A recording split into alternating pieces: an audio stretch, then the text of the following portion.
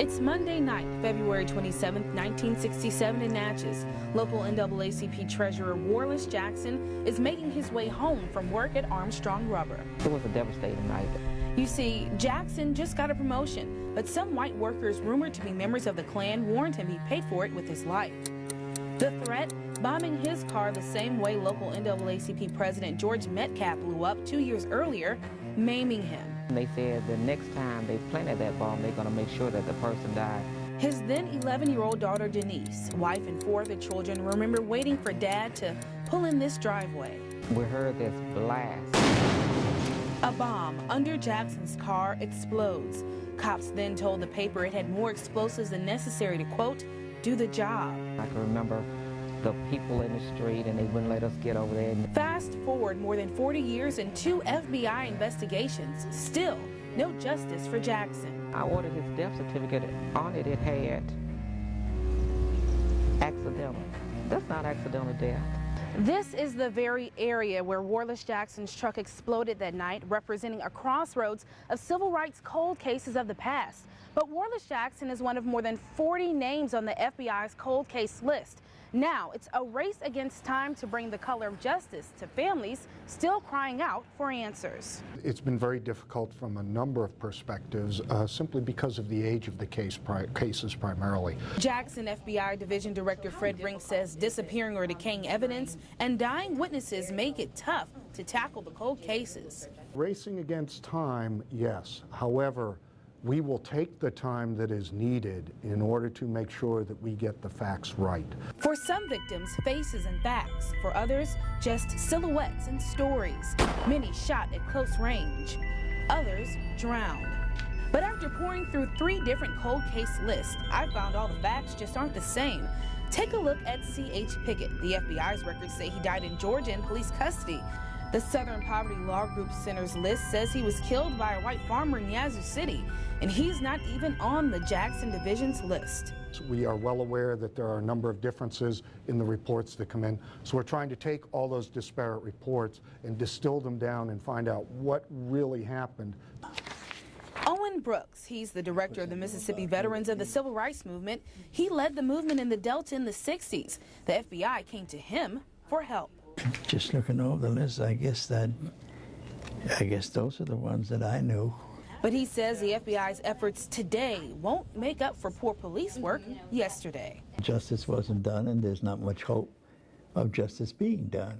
Brooks pointing to the cruelty by some white cops he endured firsthand. They were crude and rude, and they didn't keep good records during those days, and they didn't care about black people. People like Denise Ford's father. Do you feel that the FBI has been doing enough to bring closure to the case? No. No, they're not. Ford prays the FBI's third look into her dad's death will calm her crying and bring her closer to closure. We will not no longer be living this nightmare of who, of when, will it ever close. A nightmare dozens of families hope will end. Reporting in Natchez, I'm Jessica Larche, Fox 40 News at 9. Property crime victims across the capital city are crying out for answers tonight, many telling me JPD failed to dust for prints at some of the crime scenes. So I started asking questions, and tonight I exposed the 2 key issues crippling Jackson cops from catching culprits and completing property crime scenes. Crime tape covering thousands of homes and business burglaries across the capital city. West Jackson braid shop owner Lizzie Anderson says 6 of them happened right here. When you come here, I keep my door locked because I don't know what's going to happen. Each time burglars break in, something different is missing. If fingerprints was all on the door. But when JPD shows up, Anderson says their routine is the same. They didn't take any fingerprints. They looked around, gave me a card, and they left. And that was that. And that's every time. On another side of town, a high-profile heist. They cleaned us out. Former lawmaker and Jackson Mayor Frank Melton's attorney John Reeves says burglars hit him up 4 times in 1 year. One time they took fingerprints, but they didn't this time. So I dug up one reason cops weren't taking prints. Take a look at JPD's fingerprint kit request. The last order was placed in September '07. I discovered there was a gap when some officers just didn't have the fingerprint dusting kits. I went straight to JPD spokesman Lieutenant Scott for answers. They were delayed for some point in time, but I can report to you that they were received and distributed back in late 2008. So any kind of forensic evidence that you can acquire is definitely a plus towards solving someone's crime. And as for solving the crimes, I got my hands on the burglary breakdown. And last year, 4,300 burglaries and still only a 5% arrest rate. Sometimes what you see with the eye is not what would be picked up if you dusted for prints. But getting prints isn't the only problem. You see, Jackson has an automated fingerprint identification system, or AFIS. It's a computer database that stores prints of folks who've already been arrested. Now, if they take prints from crime scenes, they can use those prints and match them in the database to see if they have any possible matches. But get this, records show that Jackson's AFIS system has been offline for more than 2 years. AFIS is not a cure-all. It does help. It does help when when the officer does what he's supposed to do. JPD's AFIS database went offline 2 years ago when the State Crime Lab upgraded their system. So I took a look at the State Crime Lab's functioning AFIS database. In just a few minutes, they can scan a print from a crime and match it to others in their database. Even if AFIS is not working, we have individuals who are certified fingerprint analysts who can manually do this work. But Crime Lab techs say that could take days, and it's no match for the efficiency of the AFIS technology. It may slow us somewhat, but it doesn't stop us. But that still doesn't excuse an officer on the scene from taking any kind of fingerprints. Anderson and Reeves say there's no excuse for criminals behind their burglaries not to be behind bars. I'm really scared to come to work. The residential areas of this city are gripped in fear. Now, Lieutenant Scott tells me they are waiting on funding from the Department of Justice to get new networking lines and a router for their AFIS machine. Now, there's no strict timeline on when that will happen. In the meantime, JPD is sending their felony prints to the State Crime Lab for analysis in their AFIS machine. Now, I'm staying on top of this story, and I will update you when JPD's system is upgraded. Travis.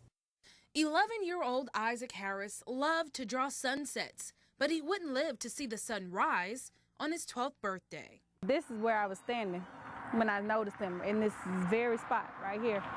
Just after 5 on a January afternoon, Isaac's mother, Thynosha Collins, is cooking dinner when she hears a speeding car hit Isaac right across the street on Highway 17.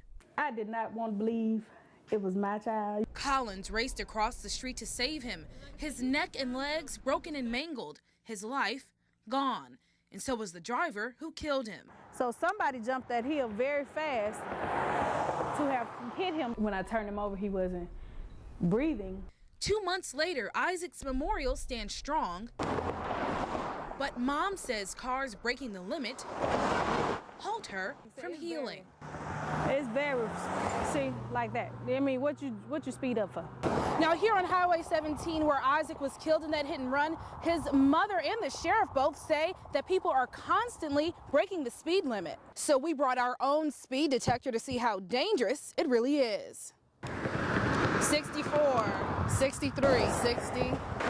This car is going 63 miles an hour. That's the slowest person all day, 55. People know that deputies or the sheriff department not running radar, and you have people actually will pass a deputy or going wherever they're going. I mean, just no respect at all. Holmes County Sheriff Willie March says he gets calls every day about speeders here. Another woman died in a hit-and-run wreck a few years back, just 10 yards from where Isaac was hit. March says there's not much he can do to stop it. But if they had that radar in that vehicle, then you'll see people slowing down. In one lane, State Senator Lee Yancey wants the radar fight to pick up some speed. He brought the idea to the state this session.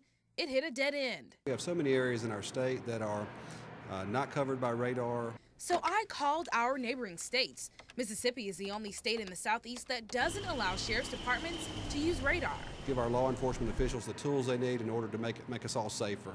And as for safety, we checked the hit-and-run records. Get this, last year Mississippi had 603 hit-and-run wrecks, 5 fatal. But in neighboring Louisiana, where sheriff's departments have radar, more than 14,000 hit-and-run wrecks, 38 fatal. The sheriffs could abuse it.